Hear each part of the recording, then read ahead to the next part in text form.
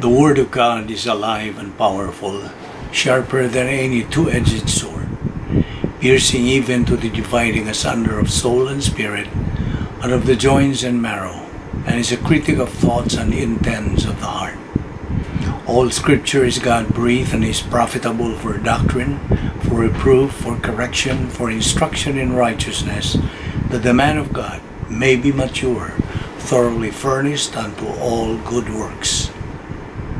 Study to show thyself approved unto God, a workman that needeth not to be ashamed, rightly dividing the word of truth. Before anything else, if you are a believer in the Lord Jesus Christ, be sure you name all your sins. Sins of the mind, sins of the tongue, or overt sins.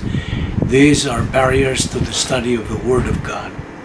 So we have to confess them directly to God the Father, following the principle of 1 John 1:9, which says, if we confess our sins, He, God, is faithful and just to forgive us our sins and to cleanse us from all unrighteousness.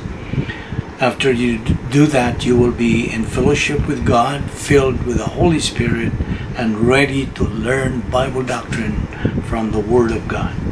However, if you have never personally believed in the Lord Jesus Christ, the issue you are facing is not confession of sins, but faith on the Lord Jesus Christ.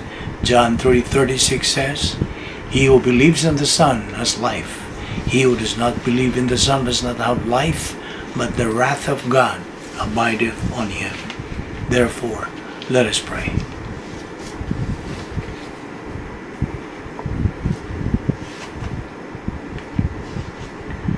Let us pray. We are here, Heavenly Father, because we love the Word, because we are members of the royal family of God, because from eternity past, our life has had meaning and purpose and definition, because we are commanded to take in the Word daily, just as we assimilate food daily. And we recognize that this is our breathing, this is our means of growth, this is the means of glorifying the Lord Jesus Christ. We are left here for this purpose, and therefore we ask that through the ministry of God, the Holy Spirit, this purpose might be fulfilled today. This we ask in Jesus' name. Amen. First of all, the Word of God says in John 3:36, which I just quoted a while ago, he who believes in the Son, the Lord Jesus Christ, has eternal life. But he who does not believe the Son shall not see life, but the wrath of God abides on him.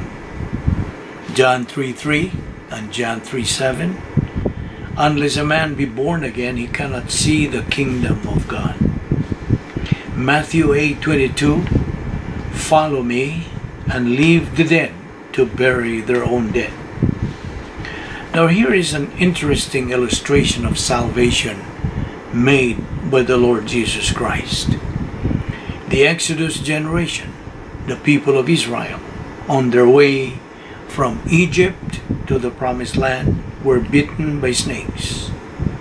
They were suffering and dying. So Moses, their leader, lifted up a serpent made of brass. Moses said, if you look at that serpent, you will be saved, and you will be healed.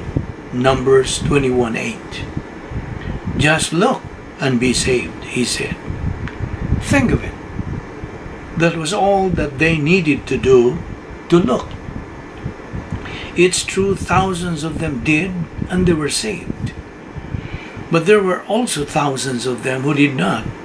They thought that it was too simple or easy believism. And that is the way some people may think about the gospel of the Lord Jesus Christ. You think about the cross and the resurrection, and you say, it's too simple. It can't possibly be true. It's too easy. They call it easy believism. You see, man has no excuse. He might say, I do not know God because nobody ever told me. That's why I should not be sent to the lake of fire. Well, this person who says that, he should read the book of Romans chapter 1 verses 18 to 20. Verse 18 says, the wrath of God is being revealed from heaven against all the godlessness and wickedness of men who suppress the truth by their wickedness. Verse 19, since what may be known about God is plain to them, because God has made it plain to them.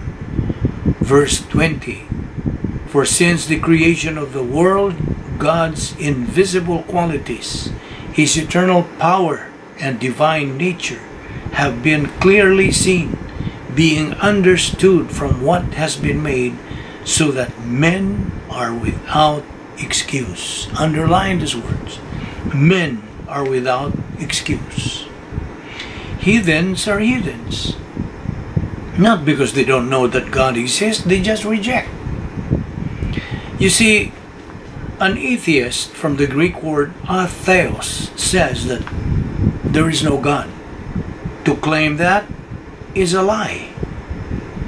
On the other hand, an agnostic, from the Greek word agnosis, says, I don't know there is a God. Likewise, to claim that is a lie. Actually, there's no such thing as atheist or agnostic. Psalm 19:1 says, the heavens declare the glory of God, and these so-called atheists and agnostics cannot deny that. In fact, the existence of God is the source of the entire universe and everything in it. So, we can say that everybody has knowledge of God. Truthfully, a person who denies the existence of God and thus rejects the gospel is actually making God a liar. And that is plain blasphemy. Besides, he who rejects the Lord Jesus Christ as Savior is committing the unpardonable sin. Matthew 12:31 to 32. You see, rejection of Christ as Savior is a maladjustment to the justice of God. A person who rejects Christ as Savior is resisting God's will. A person who rejects Christ as Savior is his own worst enemy. Unbelievers are eternal losers. Christ himself said, it is better off for an unbeliever to have never been born. You see, all rejections of truth is arrogance. The worst conceivable way to die is to die as an unbeliever. The only way to be saved is through faith alone in the Lord Jesus Christ alone. Our Lord said in John 14:6, I am the way, the truth, and the life. No one comes to the Father but by me. Now, may I ask you, what are the wrong ways to be saved?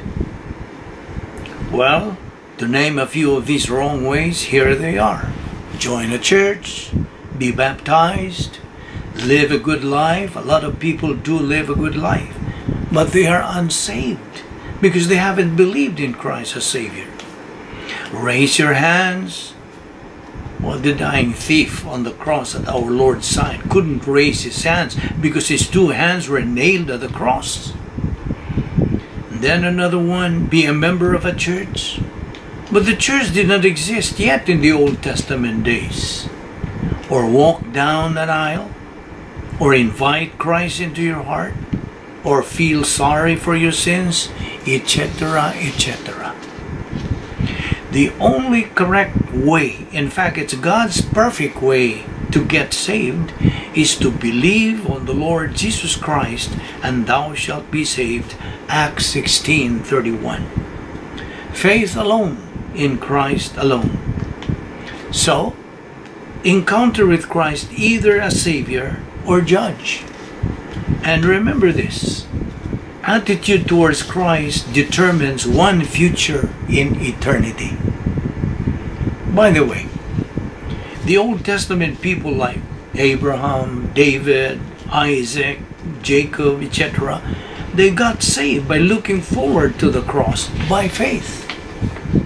We believers in the New Testament are saved by looking backward to the cross also by faith. Read about Nicodemus' encounter in his life, how he found salvation. Read John 3, 1 to 21.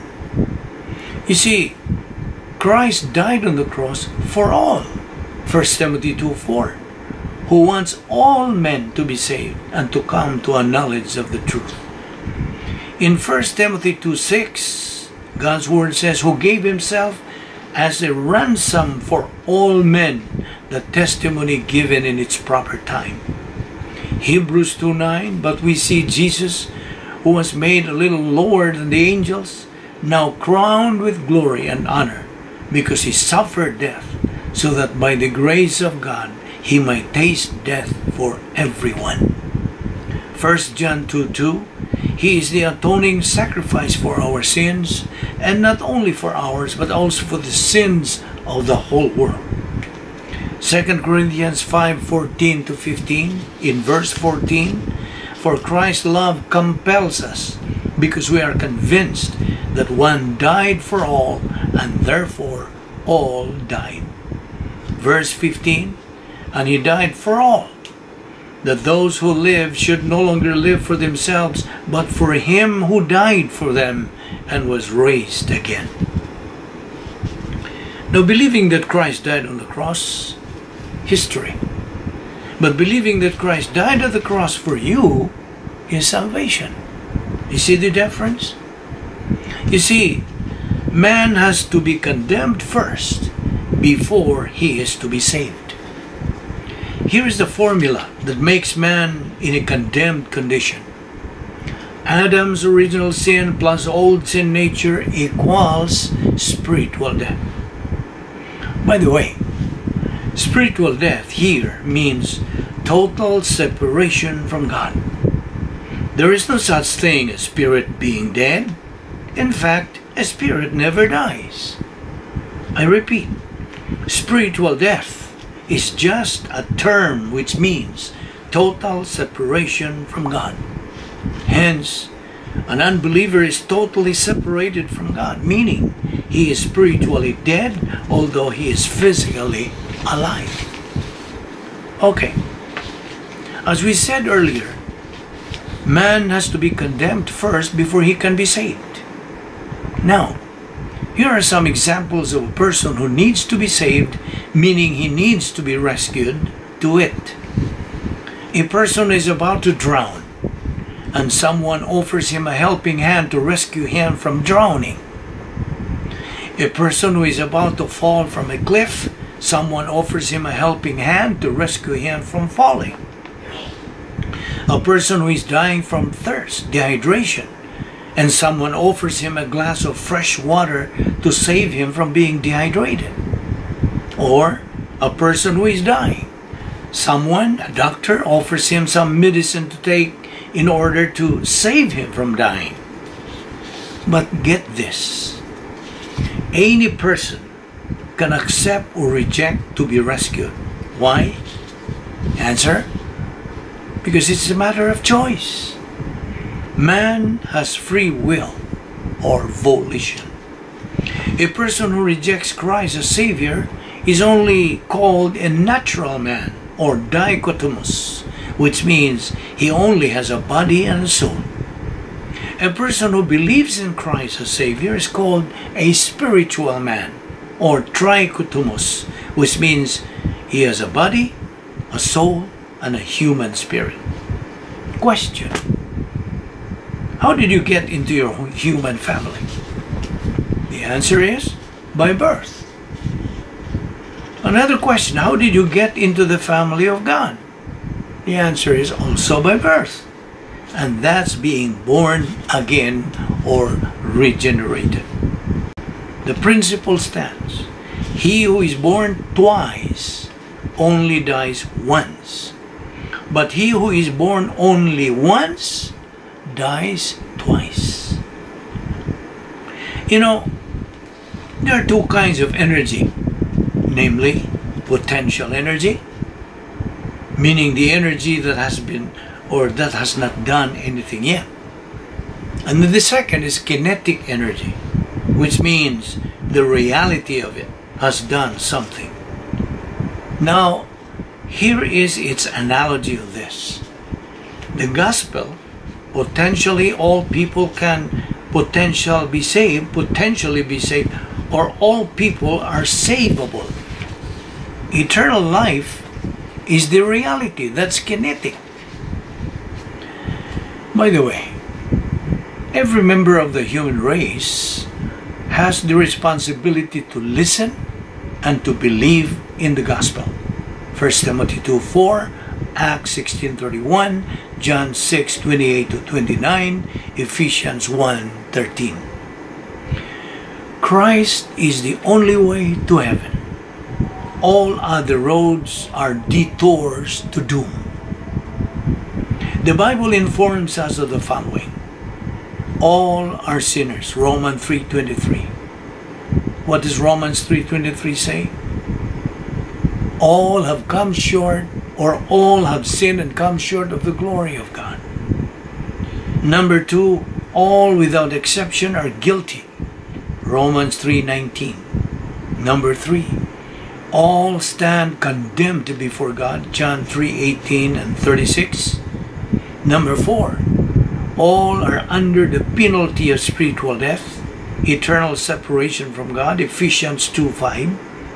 Number 5, all are helpless to wipe out their own guilt, Romans 3:20. And number 6, for all have sinned and come short of the glory of God, Romans 3:23, which I just quoted.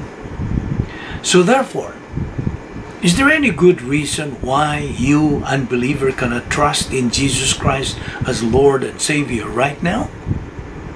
Remember, for the wages of sin, rejection of Christ as Savior, is death, second death.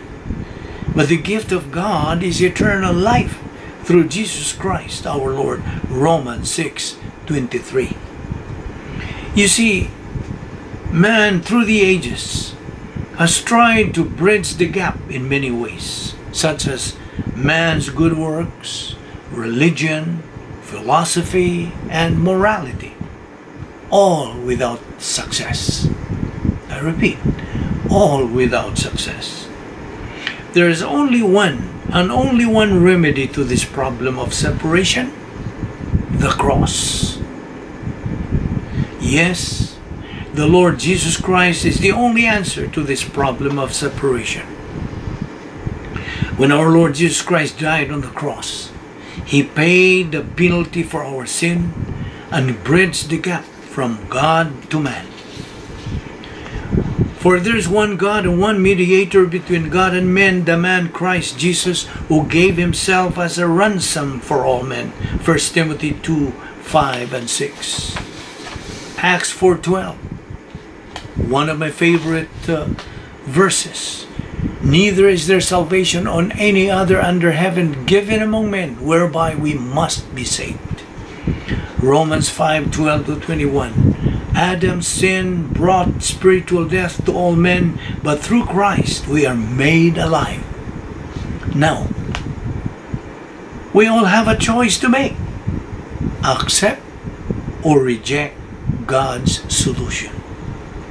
But remember, God's word in John 3:18 says, whoever believes in Him is not condemned. But whoever does not believe stands condemned already, because he has not believed in the name of God's one and only Son. John 6:35. Then Jesus said unto them, I am the bread of life. He that cometh to me shall never hunger, and he that believeth on me shall never thirst. This is not physical food, but spiritual food, eternal life, total satisfaction, which describes the total salvation package. Verse 44, no one comes to me, believing, except the Father which hath sent me draws, attracts. Negative volition cuts off the power supply to believe. The unbeliever's faith is not energized, not enlivened, not activated, thus none appropriating. In John 1:12, God's word says, yet to all who received him, to them he gave the right to become children of God, even to them that believe on his name. John 3:36, he who believes in the Son has life, eternal life. But he who does not believe in the Son does not have life, but the wrath, condemnation of God abideth on him. Again, let this point of doctrine be strongly emphasized, that a person who heard the gospel and rejects Christ as Lord and Savior is committing the only unpardonable sin against the Holy Spirit. Try to read Matthew 12:31-32. A person's attitude towards Christ determines his eternal future. To believe in Christ, eternal life. To reject Christ, eternity in the lake of fire. Get this.